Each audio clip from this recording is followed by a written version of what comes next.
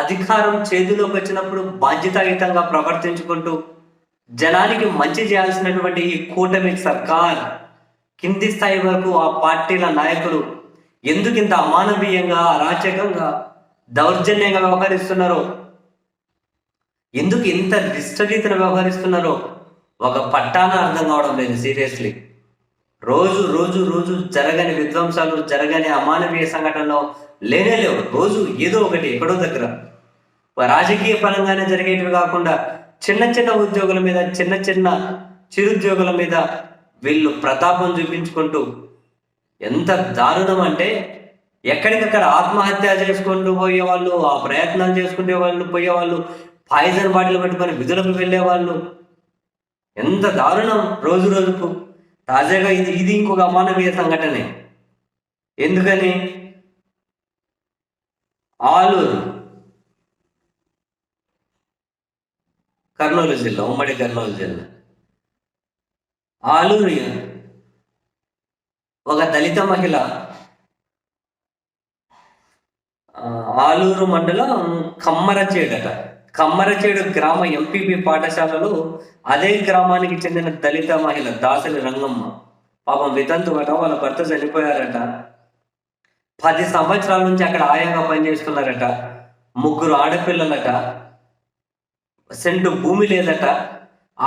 అక్కడ ఆయాగా పనిచేసుకుంటేనే వాళ్ళ కుటుంబ పోషణ ఉందట. 10 సంవత్సరాల నుంచి పనిచేసుకుంటున్నారట. వీళ్ళు అధికారంలోకి రాగానే ఆమెను తీసేస్తూ వెళ్ళిపోమని చెప్పేవారట టీడీపీ నాయకులు. ఆమెను తీసేశారట.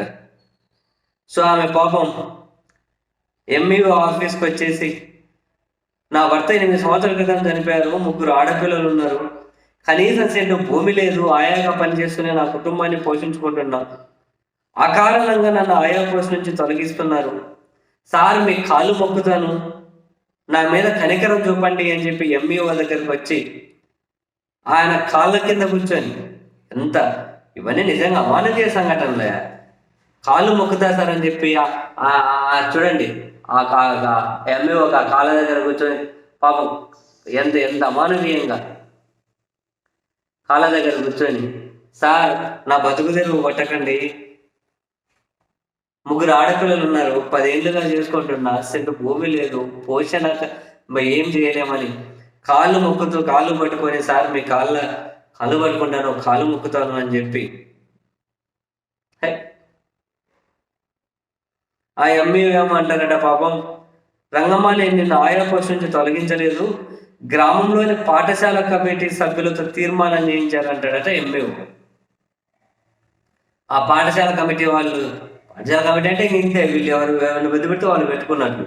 నేను చూశాను ఎలాంటిది అక్కడ కానీ దౌర్జన్యాలు చేస్తున్నారు, స్కూళ్ళలో చొరబడి మరి. నా చేతుల్లో ఏమీ లేదని చెప్పి ఎంఈఓ చెబితే మీ కాళ్ళు మొక్కుతా సార్ అని చెప్పి ఏడుస్తాడు కూర్చొని. ఏమొస్తుందయా? దాన్ని ఆధారపడి బతుకుతూ ఉంటారు కదా వాళ్ళు. వాళ్ళ కడుపులు ఎందుకు కొడతారు? ఏదో ఒకటి ఉంది అని చెప్పి బతుకుతూ ఉంటారు కదా 10 ఏళ్ళ నుంచి. వీటి మీద కూడా పడేయడం వల్ల ఏందోనా.